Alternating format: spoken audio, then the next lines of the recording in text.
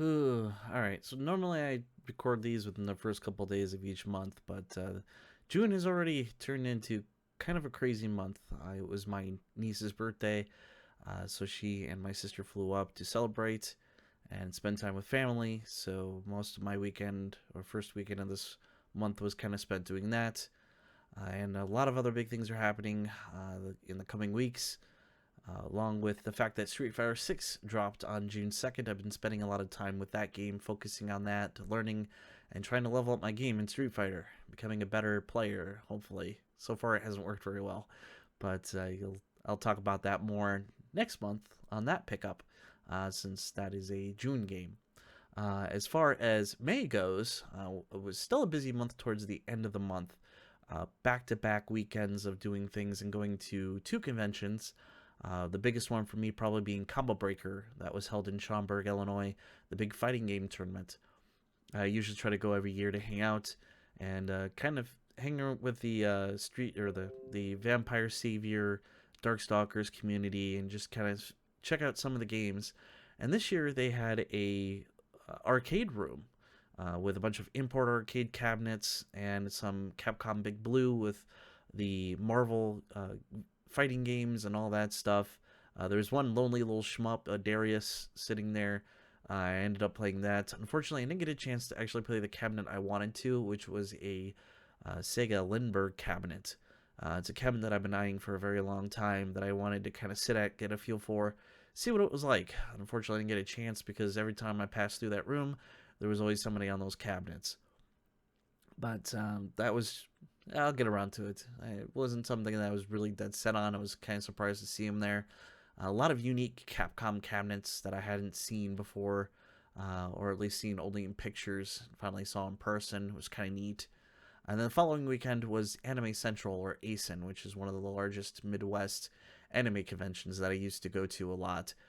If I've probably talked in the past that I used to manage the game room at a couple anime conventions in the Midwest, and a lot of the people that I used to work with still continue to work the game room and other various areas of the conventions. So my reason for going this year was just to kind of say hi to those people, hang around. They too there had a small arcade there as well, was mostly import rhythm games, your DDRs, and I got to play Project Diva on an actual cabinet for the first time. That was kind of interesting. Not something that I really want in my collection per se. I do own the game on the PlayStation 3 and 4 and Vita though, and they're fun rhythm games. I wouldn't consider myself a huge fan of Miku. Yeah, I won't get into that. Anime in general in the last 5 years I've kind of stepped away from. There's really nothing new, and a lot of new stuff is just kind of strange to me. I'm more of a big fan of the late 80s, early 90s anime stuff, the classic things, the more violent anime. Just it, that's kind of what I'm accustomed to. But yeah, I don't know. Maybe it's just the old man in me, I guess. So I didn't stick around the anime convention too long. Matt and I went together just to kind of hang out. We did a little shopping. There was a couple video game stores there, the normal ones I expected, one being Video Games New York, which I will show some of those pickups. But I think we're going to start with what I got at Combo Breaker.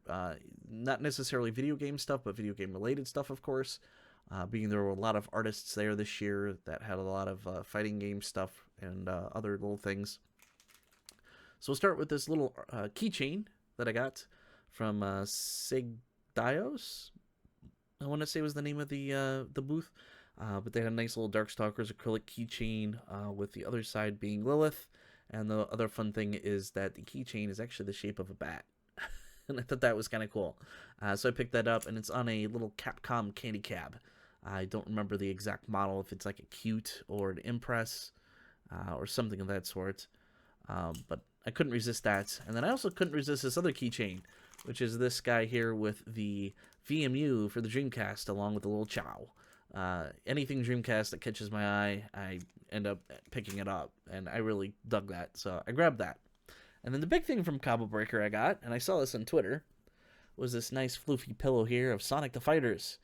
Uh, they showed it off on Twitter. It said that they had one, and I quickly DM'd them and said, "Hey, I really want that, but I can't be there until Saturday.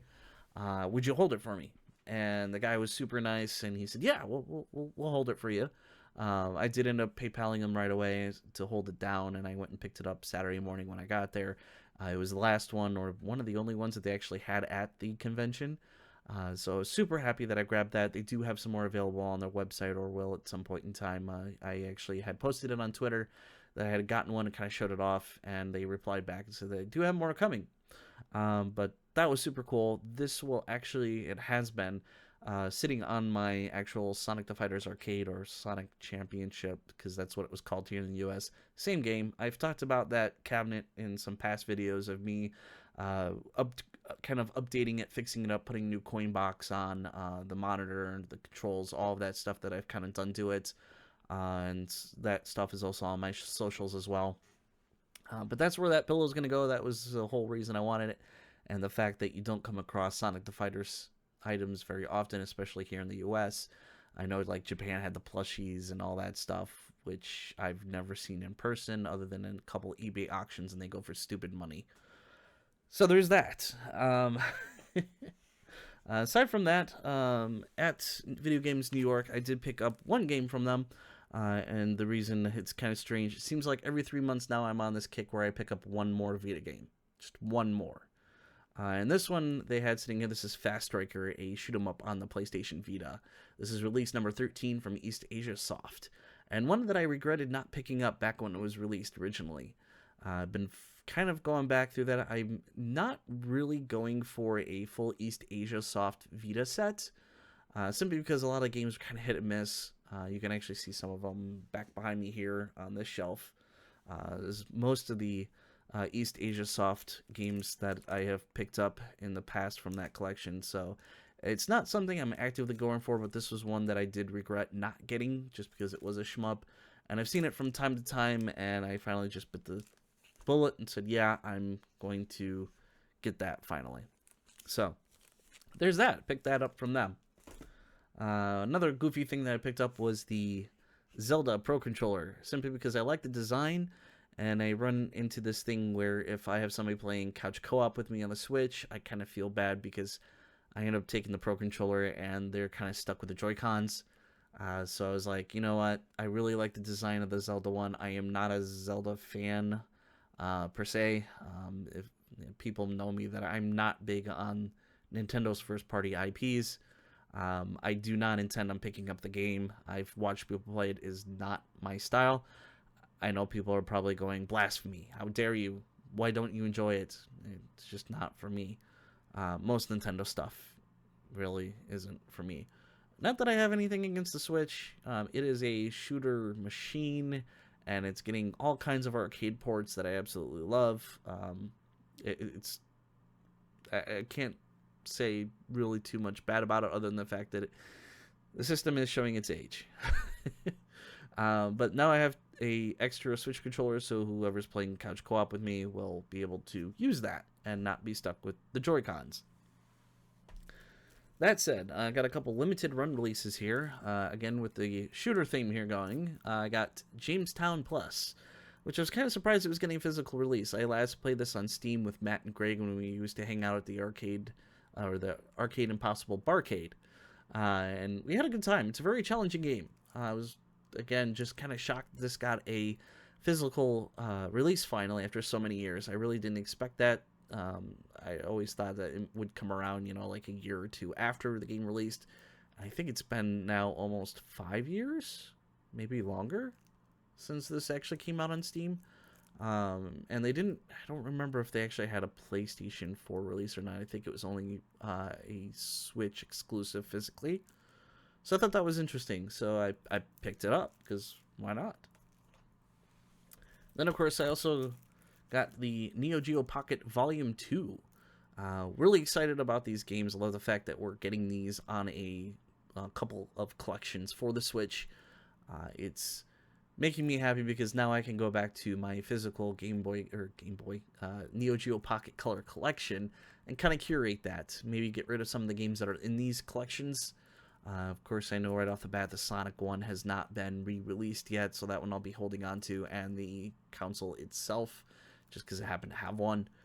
But the other games, since I'm starting to kind of go through a lot of my collection and just getting rid of games I haven't gone back to play that I don't think I will, and just better curating everything, getting it down to the games that I really enjoy, and not having all the fluff and everything, and doing away with that. So everything is pretty much at risk. Actually, you can see down here the Saturn stuff is actually starting to thin out just a little bit there in the top. So I'm starting to kind of do away with even that stuff. No, the Dreamcast stuff is not going. Don't even try that one, and definitely not the Vita stuff. So forget about those two systems. Everything else, probably fair game.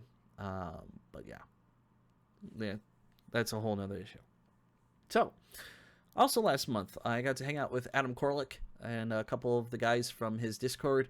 We decided to meet up and have pizza. Along the way, we decided to also stop at a used game store where we first met up. And I grabbed a couple games there, one being Jambo Safari on the Nintendo DS.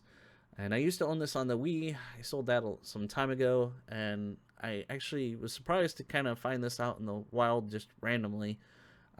People are saying the DS one was a little bit better than the Wii version. It's a little more sought after as well. This is a port of the Sega Naomi game in the arcade. A lot of collectors were talking about it in another arcade Discord that I'm in, saying how they really enjoyed the game. Now that, again, that is the arcade port. This has two screens to kind of work with. I don't know how it's going to compare with the Wii version. Was not a big fan of the Wii one, to be honest. But I figured, well, why not? This seems to be the harder one to find, even though the Wii one, too, you don't come across so much either, but it's not as sought after, which I think is kind of strange. So I don't know. It is the Wii, though, after all. So we'll see what that's like. Also with that, I picked up another arcade port, Virtua Tennis 3, from the Xbox 360. Why? I don't know.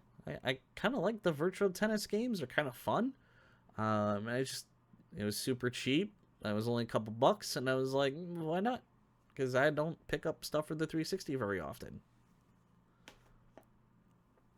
Lastly, there was a online site, I think Wave, in fact, a UK store. They also do the Dreamcast demo discs and a couple other things. They're really big supporters of the Dreamcast.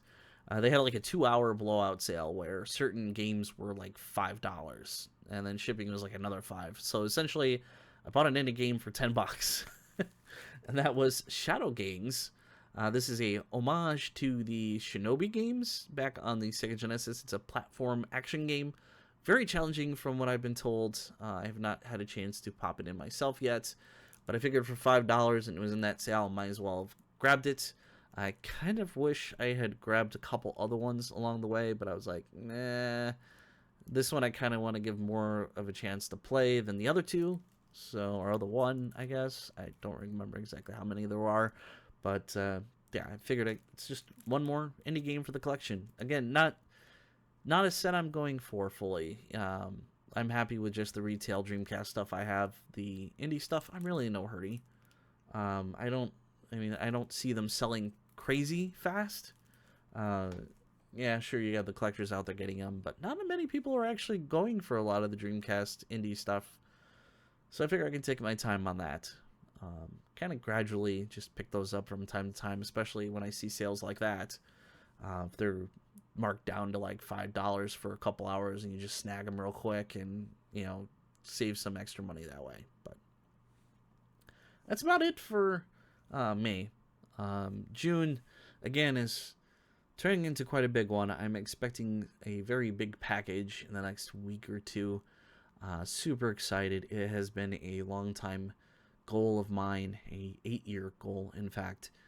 There may be a teaser I've been kind of plotting to put up at some point, because it's going to take me a while to kind of work out what this thing is, and a couple other odds and ends that I'm not prepared to talk about just yet, because I'm not sure how much work is going to have to go into it.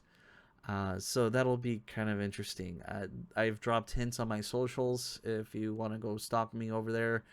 and kind of get an idea of what's happening. But yeah, it's a goal that I've had for a long time. Um, and that's about all I can say at this point about it. Because again, I don't know what to expect. I'm not sure what shape it's going to be in. It's coming all the way from Japan, so it'll be interesting. But stay tuned for that. So that's it for now. I'll leave that there, and as always, thank you for watching, and we'll see you next time.